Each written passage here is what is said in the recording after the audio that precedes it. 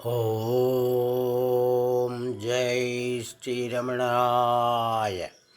பகவான் ஸ்ரீரமண மகரிஷி பக்திஞான இயக்கத்தின் ஆன்மீக அன்பர்கள் அனைவர்களுக்கும் எங்களுடைய மனமார்ந்த இனிய காலை வணக்கம். இன்று நவம்பர் 26 புதன்கிழமை. தெய்வீகத்தின் அறுதிநிலை வெறுமை என்ற தலைப்பில் இன்று நாம் தியானிக்க இருக்கிறோம். புத்தரின் சீடர் சுபூதி வெறுமையை பற்றி முழுவதுமாக அறிந்திருந்தார். அதுவே தெய்வீகத்தின் ஆதாரம் என்பது அவருக்கு தெரியும்.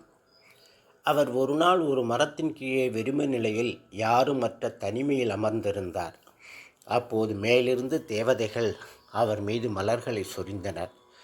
மேலே பார்த்து அவரிடம், நீங்கள் வெறுமையை வெளிப்படுத்தியதற்காக உங்கள் மீது மலர்களை சொரிந்தோம் என்று தேவதைகள் அவரிடம் கூறினர். நான் வெறுமை எந்த வார்த்தையாலும் வெளிப்படுத்தவில்லையே என்று சுபூதி வியப்புடன் கேட்டார். அதற்கு தேவதைகள், நீங்கள் அதை பற்றி பேசவில்லை என்பது உண்மைதான். நாங்களும் அதை பற்றி எதுவும் கேட்கவில்லை. ஆனால் இதுவே உண்மையான வெறுமை என்று பதில் கூறியபடி தேவதைகள் மீண்டும் அவர் மீது மலர்களை சொரிந்தன. தேடுதலும் பெறுதலும் கேள்வியும் பதிலும் போன்ற இருமையில்லாத நிலையே வெறுமை நிலை. இந்த வெறுமை ஒலிக்கும் ஒளிக்கும் அப்பாற்பட்டது. அதுவே உண்மையான தெய்வீக நிலை. பகவான் புத்தர் வெறுமையை தெய்வமாக கொண்டாடினார். அவர் மனிதனால் கட்டமைக்கப்பட்ட கற்பனையான தெய்வங்களை ஏற்றுக்கொள்ளவில்லை. எனவே அவர் ஒரு சூன்யவாதி என்று எதிரிகளால், பழமைவாதிகளால் சித்தரிக்கப்பட்டார். அவர் அறிவு பூர்வமான மதத்தை நிறுவ முயற்சித்தார். எனவேதான் புத்த மதம் நம் நாட்டில் தோன்றியதாயினும் அதனால் இங்கே நிலைத்து நிற்க முடியவில்லை. பகவான் ரமணர் இரட்டைகளான அறிவு, அறியாமையற்ற அறிவு, பாழ் போன்ற சூன்யம், வெறுமை என்று பேசுகிறார். அறிவு அறியாமையும் அற்றதறிவாமே, அறியுமது உண்மை அறிவாகாது. அறிதற்கும் அறிவித்தற்கும் அந்நியமென்றாய் அவர்வருதால்தான் அறிவாகும் பாழன்றறிவாய். அறிவு அறியாமை என்ற இரட்டைகளற்ற அறிவு உண்மை அறியாகும். சுட்டி அறியும் அறிவு உண்மை அறிவாகாது. தான் சுட்டுதற்கும் தன்னை அறிவிப்பதற்கும் அந்நியமில்லாமல் தானே ஒளிர்வதால் அதுவே உண்மை அறிவாகும். அது சூன்யமல்ல. பகவான் ரமணர் ஒன்றை சுட்டறியும் அறிவும் தன்னை அறிவிக்கும் அறிவும் உபாதியான அகந்தை அறிவு என்று கூறுகிறார். தன்னை உபாதி விட்டு ஓர்வதுதான் ஈசன் தன்னை உணர்வதாம் உந்தி பெற, தானாய் ஒளிர்வதால் உந்தி பெற. உபாதி உணர்வற்று தன்னை யார் என்று உணர்வதே ஈசனை உணர்வதாகும். எண்ணங்களற்று தானாயிருப்பதே ஈசனை உணர்வதாகும். உபாதி உணர்வு சீவனை ஈசனிடமிருந்து வேறுபடுத்துகிறது. இருக்கும் இயற்கையால் ஈச சீவர்கள் ஒரு பொருளே அவர் உந்தி பெற, உபாதி உணர்வே வேறு உந்தி பெற.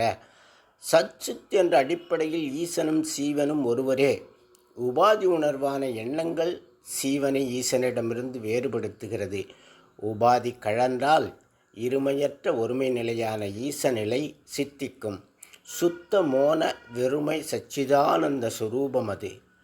பகவான் ரமணர் இரட்டையற்ற தன்னை அறியும் அறிவு மெய்ஞானம், பிற அறிவெல்லாம் பொய்ஞானம் என புகழ்கிறார்.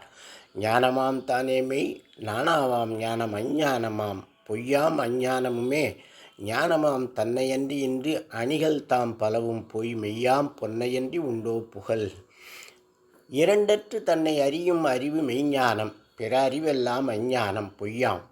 பொய்யான அஞ்ஞானத்திற்கு மெய்ஞானமே ஆதாரம்.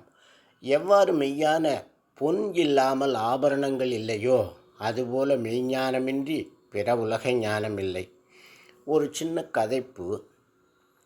வெகு காலமாக தியானம் செய்த ஒரு சீடன் குருவை காண வந்தார். நான் வெறுமை அடைந்து விட்டேன் குருவே, என்னை ஆசீர்வதியுங்கள் என்று வேண்டினான். வெறுமையையும் தூக்கி எறிந்து விட்டு வா என்று சீடனை திருப்பி அனுப்பி வைத்தார் குரு. சீடன் வெறுமை உண்மையாக வெறுமை அடைந்திருந்தால் அப்படி சொல்வது யார்? அவன் வெறுமை தெய்வீகம் அல்ல.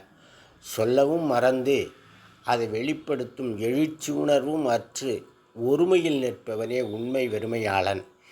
ஓங்காரப் பொருள் ஒப்புயர்வில்லோய் உனையார் அறிவார் அருணாச்சலா.